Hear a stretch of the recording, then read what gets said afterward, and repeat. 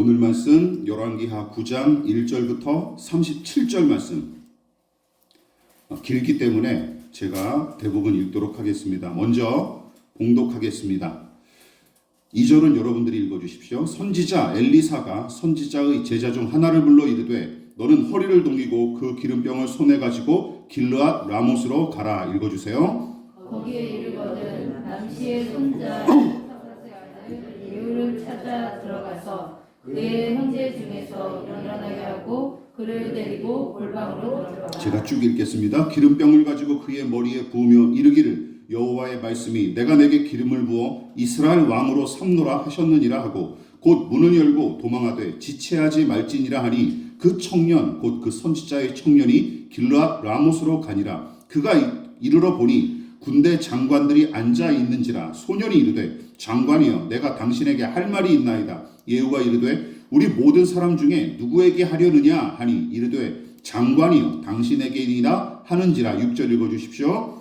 예후가 일어나 집으로 들어가니 청년이 그의 머리에 기름을 부으며 그에게 이르되 이스라엘 하나님 여호와의 말씀이 내가 내게 기름을 부어 여호와의 백성 곧 이스라엘의 왕으로 삼노니 너는 내 주 아합의 집을 치라. 내가 나의 종 곧 선지자들의 피와 여호와의 종들의 피를 이세벨에게 갚아주리라. 아합의 온 집이 멸망하리니 이스라엘 중에 매인자나 노인자나 아합에게 속한 모든 남자는 내가 다 멸절하되 아합의 집을 느바세 아들 여로보암의 집과 같게 하며 또 아히야의 아들 바하사의 집과 같게 할지라. 이스라엘 지방에서 개들이 이세벨을 먹으리니 그를 장사할 사람이 없으리라 하셨느니라 하고 곧 문을 열고 도망하니라.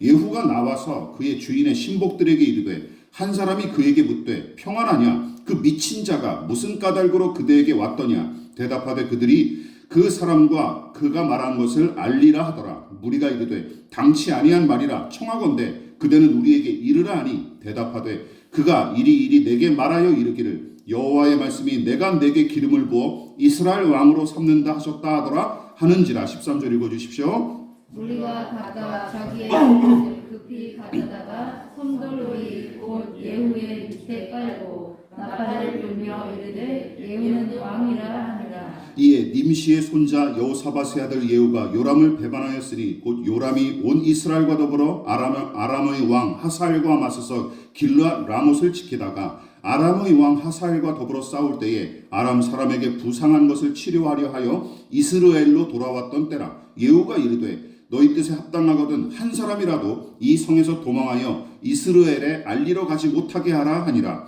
예후가 병거를 타고 이스라엘로 가니 요람 왕이 거기에 누워 있었습니다. 유다의 왕 아하시아는 요람을 보러 내려왔더라.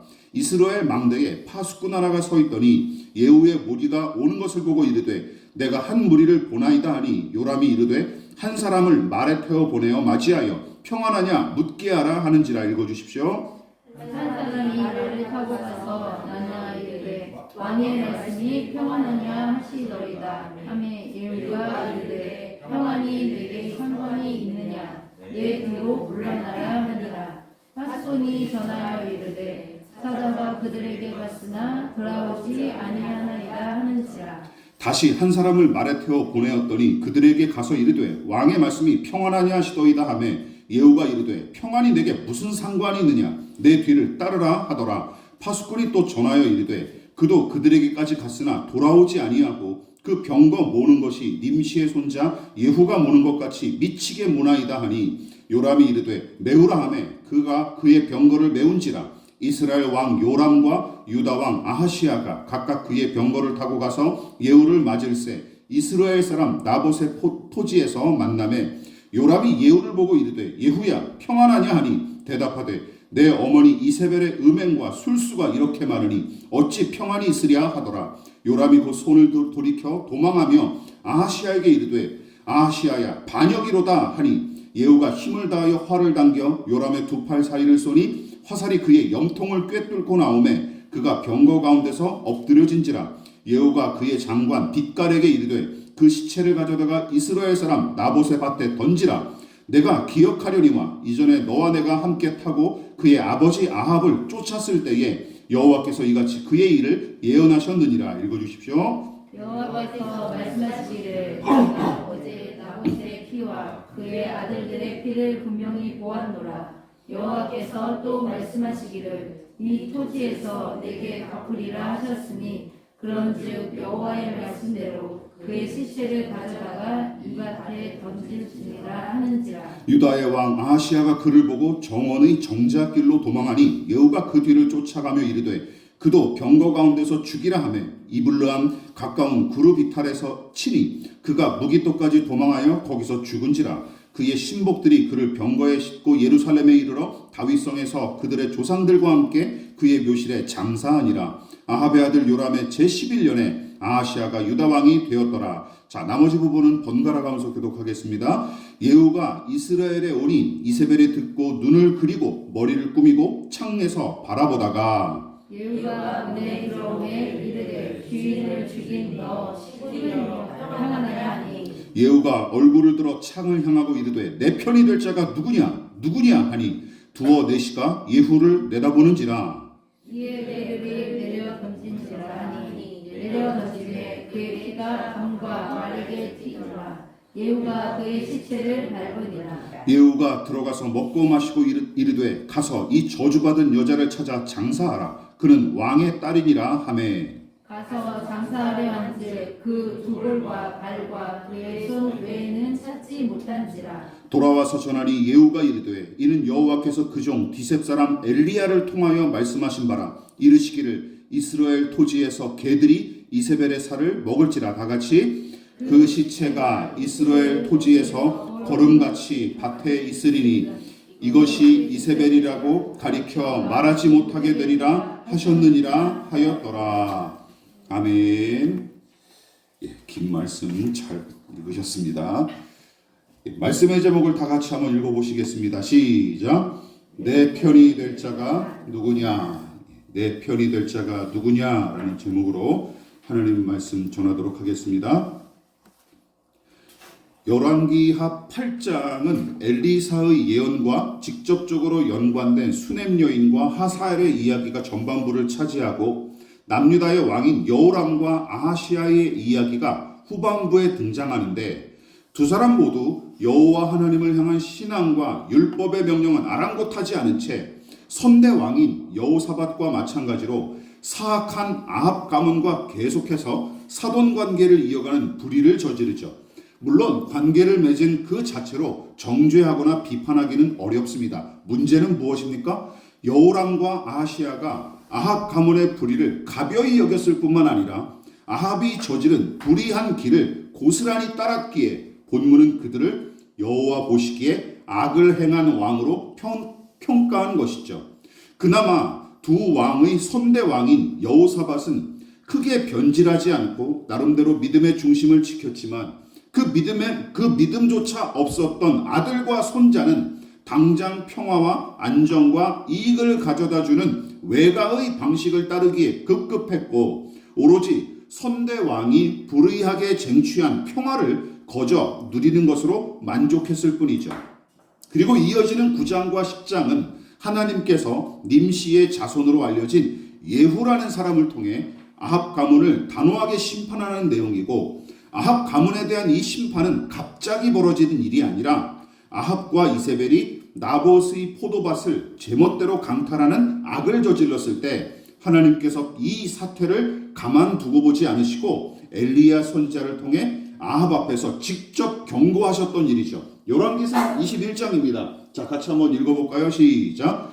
내가 내 자신을 팔아 여호와 보시기에 악을 행하였으므로 여호와의 말씀이 내가 재앙을 내게 내려 너를 쓸어버리되 내게 속한 남자는 이스라엘 가운데의 매인자나 노인자를 다 멸할 것이요 이세벨에 대해서도 여호와께서 말씀하여 이르시되 개들이 이스라엘 성읍 곁에서 이세벨을 먹을지라. 열왕기상 21장의 예언이 오늘 본문 열왕기하 9장에서 이제 완전히 성취된 것이죠. 앞서 언급했다시피 이 예언의 성취는 바로 오늘 설교 본문인 9장에서부터 시작됐고 그 다음 장인 10장에서는 아합의 자손과 친족은 물론이고 바알의 제사장까지 한꺼번에 처단함으로써 비로소 완성됩니다. 그리고 북이스라엘의 11번째 왕이자 예후 왕조의 시조인 예후와 그의 이야기는 혁명을 위한 대대적인 숙청 작업이 주를 이루는 것이 특징이에요. 자, 그러면 예후라는 사람은 어떤 인물입니까? 본문은 그가 nim시의 손자이자 여호사밧의 아들로서 소개하는데 두 사람이 누구인지 알 수 있는 내용은 성경에 전혀 정보가 없습니다. 그저 예후를 언급할 때만 nim시라는 이름을 언급하는 게 전부일 뿐이에요.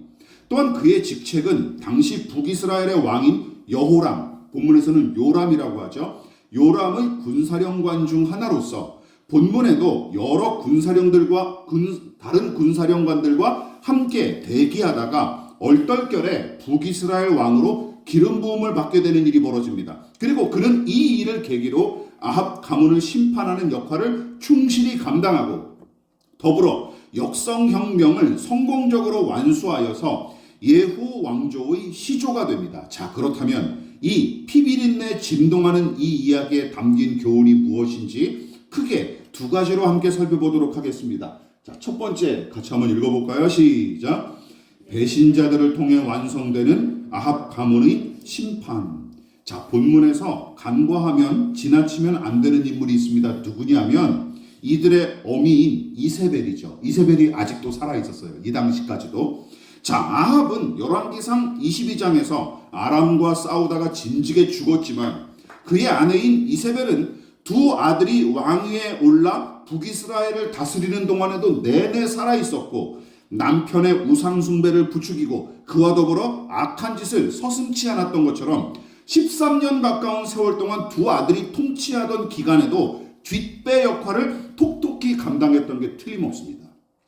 물론 사돈관계를 이용해서 직간접적으로 남유다의 여호사밧 가문까지 마술을 뻗쳤을 거로 또 추측이 되죠. 그렇지만 그녀의 악행과 불의도 하나님의 심판으로 말미암아 오늘 본문에서 종말을 맞이합니다.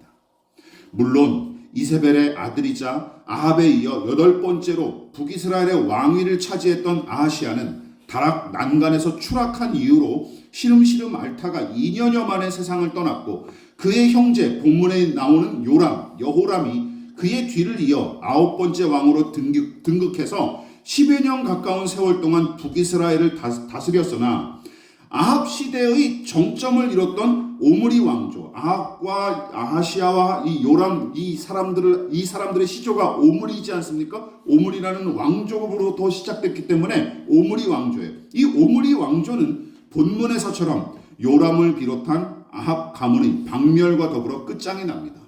그런데 이 오므리 왕조의 마지막 왕인 요람과 그 모친인 이세벨이 최후를 맞이하는 과정이 흥미롭죠. 자, 그 과정을 요약하면 다음과 같고 여기에는 일관된 공통점이 등장합니다. 자, 무엇인지 한번 눈으로 보세요. 제가 한번 간략하게 설명드리겠습니다. 엘리사의 제자가 예후에게 기름을 붓죠. 그리고 이스라엘의 왕이 오를 거로 예언하는데 예후에게 그 이야기를 다른 군사령관들이 듣습니다. 그러자 어떤 반응이 보여요? 다른 군사령관들이 예후 앞에 예후에게 예우를 갖춥니다.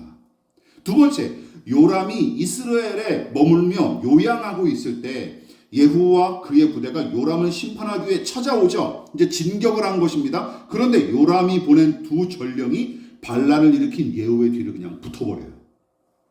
세 번째, 예후가 요람을 활로 쏴 죽이고 남유다 왕 아하시아도 함께 부상을 당했는데 생각해 보십시오. 요람과 아하시아의 신하들과 군사들은 아무런 조치가 없어요. 아무런 조치가 없어요. 네 번째, 마지막, 이게 하이라이트죠. 이세벨이 예후를 향해 예후가 이제 다가오니까 막 욕하고 꾸짖었습니다. 너 반역자 새끼 하면서 막 꾸짖었단 말이죠. 그러니까 어떻게 해요? 내시들이 예후의 명령을 따라 이세벨을 창밖으로 던져버려서 죽여버립니다. 그리고 그 시체를 개들이 먹어버린 것이죠.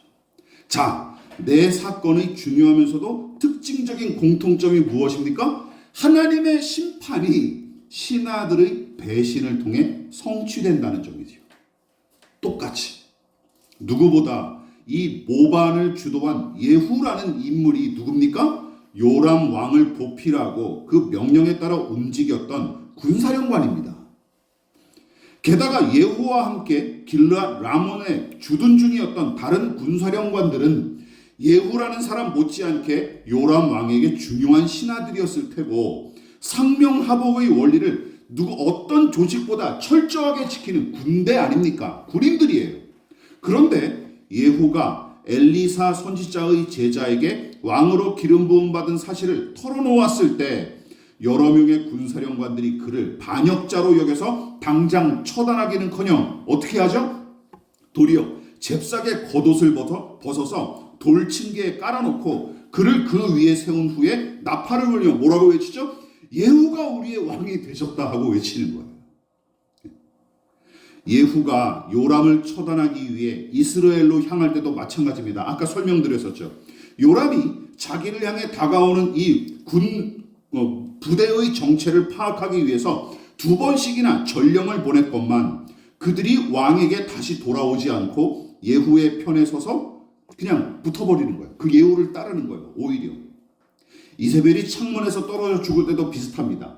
이세벨 곁에서 보필하던 내시들이 그녀의 신변을 위협에서 보호하기는커녕 어떻게 해요?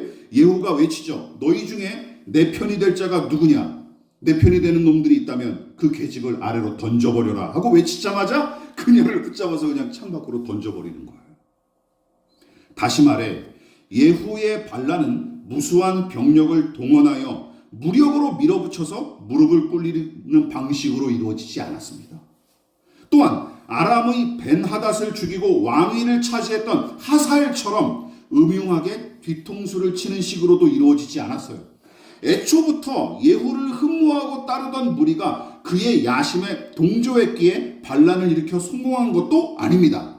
결정적인 순간마다 보시다시피 결정적인 순간마다 요람의 신하들과 그 측근들이 왕을 배신하고 예후의 편을 들었기에 가능한 일이었죠. 그렇다면 그들이 아합 가문의 끝물에 해당하는 요람 왕을 배신하고 엘리사의 제자에게 기름 부음을 받은 예후를 새로운 왕으로서 지도자로서 흔쾌히 인정한 까닭은 무엇이었을까요? 물론 하나님께서 간단한 주일학교식 답변이 있죠. 하나님이 그렇게 하셨다 하면 간단하지만 물론 하나님께서 예언하고 작정하신 일이었기에 그분의 뜻대로 정확하게 이루어진 것은 틀림없는 사실이지만 그 전제를 미리 깔아놓고 그것은 처음부터 끝까지 하나님의 소관이고 우리와 같은 인간이 거기에 더하거나 뺄 것은 아무것도 없습니다. 중요한 것은 이제 우리끼리의 문제죠. 무엇입니까? 저는 이렇게 정리를 해봤습니다. 2가지예요. 크게. 아합 가문의 사악한 행각과 저급한 짓거리가 심판의 화약고를 계속해서 채워나갔고 그 가문의 악행을 내내 지켜봤던 측근들의 반감이나 혹은 기회주의적인 그들의 성향이 예후라는 성능 좋은 뇌관과 만나자마자 배신과 반역의 폭발이 막 일어났던 것이죠. 2가지. 이 신하들이 기회주의적인 성향들이 똘똘 뭉쳐 있었거나 아니면 이제 너무 반감을 샀던 것이지. 야, 이게 좀 왕이라도 좀 너무한 거 아니냐? 이런 반감들이 계속 누적됐던 게 틀림없어요. 자, 그러니까 예후의 반역이 거침없이 그리고 원활하게 이루어진 이유는 크게 2가지입니다. 우선 아합 가문에 대한 반감이 신하들 사이에 매우 크고 깊었거나 혹은 이 왕조에 발탁된 자들 자체가 제2에게 빠른 기회주의자들일 가능성도 배제할 수가 없어요. 2가지. 그 외에 다른 원인은 거의 생각하기가 힘듭니다. 자, 그렇다 손 치더라도 2가지 경우 중 무엇이 더 낫다고 이야기하기가 어렵죠. 다 똑같죠. 다 똑같이 악하고 참 처참한 일이죠. 만일 북이스라엘의 7번째 왕이자 오므리 왕조의 전성기를 읽었던 아합은 물론이고 그를 이어 왕위를 차지한 아하시아와 요람이 측근들에게조차 사악하게 대하고 홀대하기 일쑤였다면 여러분 누구보다 앞서 왕을 보필하고 보호하기에 앞장서야 할 측근들과 신하들이 마치 미리 짜놓기라도 한 것처럼 죄다 잽싸게 요람을 배신하고 예후의 편에 선 일이 어느 정도 납득이 됩니다. 그렇죠? 이 조건이라면 이 본문의 상황이 납득이 되는 거예요. 솔로몬의 잠언이 인간관계에 관해 관찰하고 조언한 내용을 우리 함께 읽어볼까요? 잠언 19장 6절 시작. 너그러운 사람에게는 은혜를 구하는 자가 많고 선물 주기를 좋아하는 자에게는 사람마다 친구가 되느니라. 이거는 이렇게 살라는 얘기가 아니라 이제 인생을 관찰하고 솔로몬이 내린 결론이에요. 그러니까 요람을 비롯한 아합 가문 사람들은 제 측근과 신하들한테까지 어떻게 했던 거예요? 인색했던 거죠.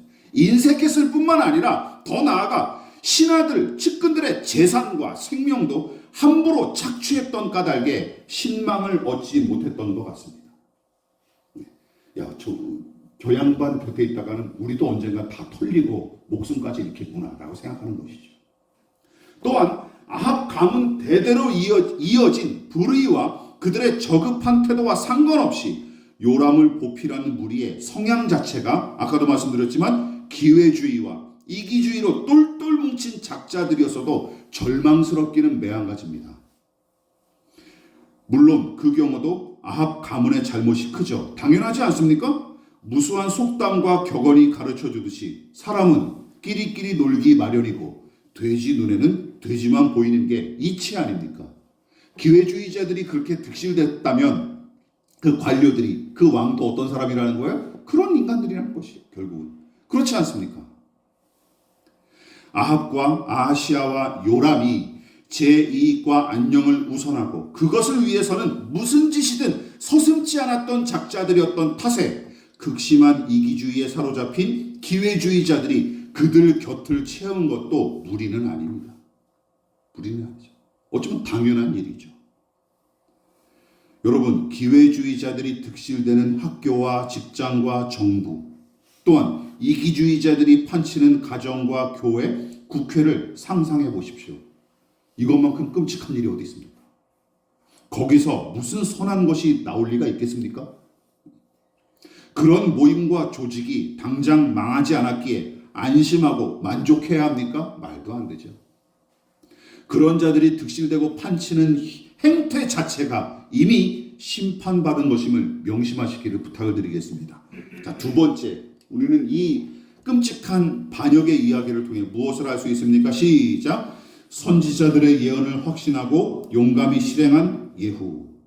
제가 본문의 이야기를 몇 번이고 반복해서 십수번, 수십 번 반복해서 읽으면서 얼른 이해되지 않은 인물이 바로 예후라는 이 주인공입니다. 여러분 생각해 보십시오. 엘리사의 제자가 그에게 기름을 부음과 동시에 전한 예언의 말씀, 즉 여호와께서 요람 대신 예후를 이스라엘 왕으로 삼으시고 그를 통해 아합의 온 집을 멸하실 거로 예언하신 말씀을 한 번 전해 들은 것이 전부인데, 여러분이 예후의 입장이라면 멀쩡히 지금도 통치하고 있는 왕을 노골적으로 대적할 수 있겠습니까? 그건 목숨을 내놓는 일이잖아요. 또한 제 의지대로 반란을 일으켰을지라도 전혀 예기치 못한 변수가 무수하게 생기기 마련이고 자칫하면 모든 일이 흐지부지 되어 차라리 안 하느니만도 못할 텐데, 예후는 왕으로 기름 부음을 받은 사실을 무슨 배짱으로 다른 군사령관들한테까지 이야기했을까요? 야, 나를 하나님께서 왕으로 세우시기로 작정하셨단다. 그거를 다른 군사령관들한테 서슴없이 스스럼없이 이야기했잖아요. 왜 그랬을까요? 또 마찬가지입니다. 요람이 요양을 위해 머물던 이스라엘로 곧장 진격한 일도 마찬가지입니다. 요람 곁에서 호위하는 병력도 만만치 않았을 뿐만 아니라 예후를 따르는 자들이 왕을 공격하는 일 자체를 꺼름칙하게 여겨 주저하거나 포기할 가능성도 농후했을 텐데, 예후는 성공할 가능성이 매우 적어 보이는 이 도박 같은 일을 전혀 주저하지 않고 대범하게 감행해요. 아까 네 가지 경우를 살펴보지 않았습니까? 하나라도 어긋나면 다 망가지는 거예요. 그렇지 않습니까? 게다가 사람의 마음에 관한 문제예요. 이거 이렇게 해서 물리적으로 이렇게 계산을 해서 딱딱 들어맞는 일이라면 그렇게 했겠죠. 하사엘처럼. 하사엘이 베나닷을 죽일 때 그렇게 은밀히 가서 물에 적신 수건으로 죽이지 않았습니까? 그렇게 음흉하게 물리적으로 할 수 있는 일이면 하죠. 근데 이건 배신은 사람의 마음에 관한 문제 아닙니까? 이거를 어떻게 장담을 해요? 모르는 일이에요. 그러므로 이건 도박 같은 일이에요. 도박 같은 일. 물론 다윗도 사무엘 선지자를 통해 이스라엘 왕으로 기름 부음을 받았던 때가 사울이 여전히 통치하던 시기였지만, 다윗은 본문의 예후처럼 지금 나라를 다스리는 왕을 대적하고 반역하는 일은 하지 않았어요. 그런 일도 하나님께서 시키신 적이 없죠. 도리어 일평생 시기심에 사로잡힌 사울의 괴롭힘을 견뎌야 했던 쪽은 다름 아닌 다윗이었습니다. 반대 입장이었죠, 그때는. 그러므로 대범하게 요람 왕을 대적하고 반란을 일으킨 예후의 행동은 희한할 정도입니다. 그런데 그의 강한 확신과 이런 무모한 용기가 어디서 비롯됐는지 어렴풋하게나마 짐작케 하는 구절이 본문에 등장해요. 자, 바로 예후가 요람 왕을 화살로 쏴 죽인 뒤에 그의 부관인 빛깔이라는 사람에게 상기시킨 말에 힌트가 있습니다. 25절과 26절인데 25절만 읽어볼게요. 자, 시작. 예후가 그의 장관 빛깔에게 이르되 그 시체를 가져다가 이스라엘 사람 나봇의 밭에 던지라. 내가 기억하려니와 이전에 너와 내가 함께 타고 그의 아버지 아합을 쫓았을 때에 여호와께서 이같이 그의 일을 예언하셨느니라. 자, 여기서 본문에 숨겨진 비밀이 하나 등장하죠. 예. 그가 오래전에 빛깔과 함께 들었던 여호와의 예언은 다름 아닌 서론에서 이미 언급했던 엘리야 선지자의 예언이고, 다 아시다시피 그 내용은 아합 가문의 심판과 멸망에 관한 것입니다. 그러니까 예후와 빛깔은 이미 아합이 통치하고 있을 때부터 왕을 보필했던 자들이고 3대에 걸쳐서 이제 왕을 보필한 거예요. 3명의 왕을 이 사람들이. 그리고 아합과 이세벨이 무고한 나봇을 음해하고 죽인 다음 그의 포도밭을 강탈하는 과정도 다 그 곁에서 지켜봤을 뿐만 아니라 엘리야 선지자가 그를 찾아와서 무서운 심판의 예언을 전했을 때도 아합 곁에 있다가 덩달아 그 메시지를 듣고 마음에 새겼던 게 틀림없어요. 그러니까 엘리사의 제자가 예후를 찾아와서 야, 하나님께서 너를 통해 아합 가문을 심판하실 것이라는 예언을 전해 들었을 때 예후는 그 예언을 어떻게 들었을까요? 내가 오래전에 들었던 그 예언이 나한테 또다시 들려오는 거예요. 그리고 내가 그 예언을 성취할 하나님의 종으로 지금 부름받았다는 사실을 확신하게 된 것이죠. 예후는 그 메시지를 본문에서 처음 들은 게 아니라 아합 왕을 보필하던 시절에 이미 들었던 내용이고, 그동안은 내내 마음속 깊이 그 내용을 품고 있었다가 아합 가문을 향한 불만과 반감이 폭발할 즈음에 엘리사의 제자를 통해 또다시 그 메시지를 듣게 된 것입니다. 다시 말해 같은 예언의 말씀이 예후에게 반복적으로 들려왔고 그 말씀이 그의 마음을 강력하게 사로잡았던 까닭에 이 예언이 하나님으로부터 온 것임을 그는 확신할 수 있었고, 더불어 하나님께서 작정하신 대로 이루어질 줄로 믿었기에 어떻게 해요? 용감하고 대범하게 행동했을 거로 추측합니다. 그리고 이게 거의 맞을 거로 저는 생각을 해요. 자, 그렇다면 여러분들에게 한번 생각해 보십시오. 예후는 좋은 믿음의 사람이었을까요? 실망스럽게도 그렇지는 않습니다. 죄송하지만 그가 아합 가문을 징계하고 심판하는 사명을 잘 감당하기는 했지만, 이제 다음 10장에서 우리가 살펴볼 거예요. 그것 이외에는 딱히 잘했다고 칭찬할 만한 업적이 거의 없습니다. 그뿐만 아니라 그도 여로보암처럼 하나님의 율법을 무시하고 우상 숭배를 일삼습니다. 이제 그 일로 정죄를 받죠. 그 부분에 관해서는 10장에서 자세하게 좀 더 살펴보도록 하겠습니다. 그래서 9장과 10장의 이 이야기를 토대로 그의 신앙을 종합적으로 판단해 보자면 그는 본받고 따를 만한 믿음의 사람과는 거리가 먼 인물이에요. 설령 믿음이 있다손 치더라도 미숙하기 짝이 없는 수준에 불과한 사람이죠. 예후라는 본문의 주인공 예후가 말이죠. 그런데도 여러분 기억하십시오. 오늘 9장, 10장의 예후 이 정도면 북이스라엘 역대 왕 중에서는 가장 나은 인물입니다. 북이스라엘 역대 왕 중에서는 이 사람이 가장 나은 인물이에요. 그나마 하나님의 명령을 충실하게 한때 따랐던 사람으로 평가받을 만한 인물이에요. 그래서 본문에 기록된 그의 행위를 맹목적으로 믿음으로 한 일이 아니다 하면 무조건 폄하할 이유도 없습니다. 그래서 저는 그가 하나님과 그 예언의 말씀을 신뢰했기에 용감하게 요람과 이세벨을 척결했다고 생각을 합니다. 그리고 본문의 이야기가 바로 끝인 거죠.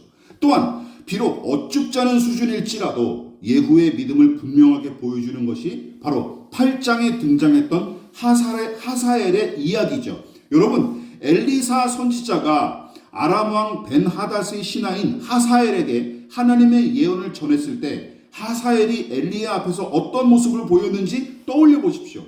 선지자 앞에서 자신을 개 같은 종이라며 한껏 낮추고 아양을 떨었던 그가 벤하닷 왕 앞에서는 반역에 대한 예언의 내용을 은근슬쩍 숨겼고 그 이튿날 물에 적신 이불로 질식시켜서 벤하닷을 죽이지 않았습니까? 여러분, 그의 행위는 예언의 말씀에 대한 확신에서 나온 것입니까? 아니죠. 그때 말씀드렸었죠? 그저 자신의 목적을 위해서라면 무슨 짓이든 서슴지 않은 그의 본능에 따라 움직였을 뿐입니다. 그러나 본문에 기록된 예후의 반란은 하사엘의 반란과는 그 성격 자체가 다르죠. 이렇게 볼 수 있어요. 하사엘의 반란은 정치적인 계산하에 철두철미하게 제 이익을 도모하기 위해 진행한 일이었지만 예후의 반란은 솔직히 성공할 확률이 복권 당첨 못지않게 어려운 일이었을 뿐만 아니라 하나님을 신뢰하는 믿음이 아니고서는 감히 시도할 엄두조차 내지 못할 일입니다. 따라서 10장에 기록된 예후의 우상숭배와 불신앙적인 행위는 비난받아 마땅하지만 오늘 우리가 읽었던 9장에 기록된 그의 행위는 믿음에서 비롯된 것으로 봐도 무방합니다. 그런 면에서 용두사미와 같은 예후의 일생은 솔로몬의 생애와 매우 비슷하지 않습니까? 예후가 욕을 먹으려면 솔로몬도 똑같이 욕을 먹어야 되는 거예요. 근데 솔로몬은 칭찬하고 예후는 욕한다? 이거는 이상한 일이죠. 그렇지 않습니까? 말씀을 마무리하도록 하겠습니다. 자, 우리의 생애는 아합과 이세벨 그리고 아하시아와 요람처럼 하나님 앞에 악한 독으로 쓰일 뿐입니까? 아니면 그나마 예언의 말씀에 사로잡혀 능동적으로 주의 일에 투신했던 예후를 닮았습니까? 또한 자신의 만족과 안락만 위할 뿐이고 타인의 고통과 슬픔은 외면하기 일수입니까?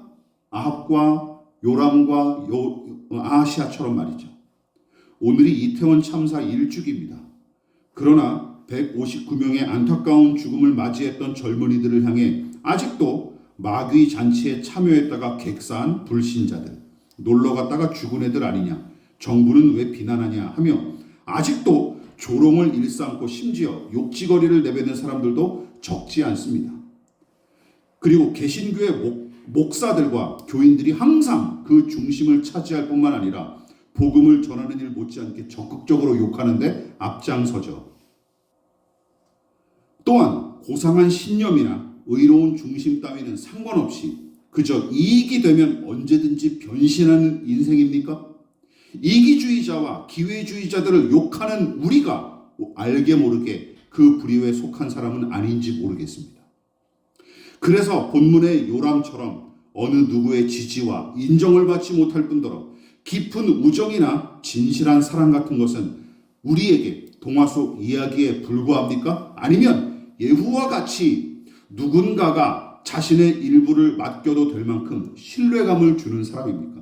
예후를 욕하시는 분들은 예후처럼 그렇게 사람을 그래도 끌어모을 수 있는지 사람에게 인정과 지지를 받은 적이 있는지 한번 돌아보시기를 부탁을 드리겠습니다. 그리고 여러분의 확신과 소망, 용기와 자신감의 근거는 무엇입니까? 혹시 넉넉한 돈과 연줄 때문입니까? 아니면 하나님과 그 말씀에서 비롯된 확신과 용기입니까? 솔로몬의 변질과 타락, 예후의 미성숙한 신앙을 실컷 욕하고 나무라기 전에 한때라도 그들만큼 하나님의 말씀에 사로잡힌 적이 있었는지 돌아보십시오. 하나님은 지금 여기서 예후의 입을 통해 우리에게 묻고 계십니다. 어떻게요? 내 편이 될 자가 누구냐? 내 편이 될 자가 누구냐? 예수님도 이것저것 고민하며 주저했던 베드로를 향해 다음과 같이 단호하게 말씀하셨죠. 요한복음 21장 22절. 야, 이것저것 상관하지 말고 너는 나를 따르라. 그 부르심에 날마다 순종하며 살아갈 수 있는 저와 여러분 되시기를 진심으로 부탁을 드리겠습니다. 지금은 우리를 위하여 십자가에 몸버려 피 흘려 돌아가신 예수 그리스도의 한량없으신 은혜와 하나님 아버지의 지극하신 사랑하심과 성령 하나님의 영원한 사귐이 지금도 우리를 십자가의 길로 부르시고 생명과 그리고 구원의 길로 인도하시며 당신을 닮게 하시기 위해 지금도 우리와 더불어 일하고 계신 하나님의 그 은혜와 사랑을 본받고 누리고 체험하고자 겸손히 머리 숙인 사랑하는 성도들의 머리머리 위에 저들의 가정과 직장과 사업장과 학업과 장래 가운데 이 나라의 민족과 한국교회와 저 북녘의 동포들과 세계와 열방 가운데 지금부터 영원히 함께 하시기를 간절히 축원하옵나이다. 아멘.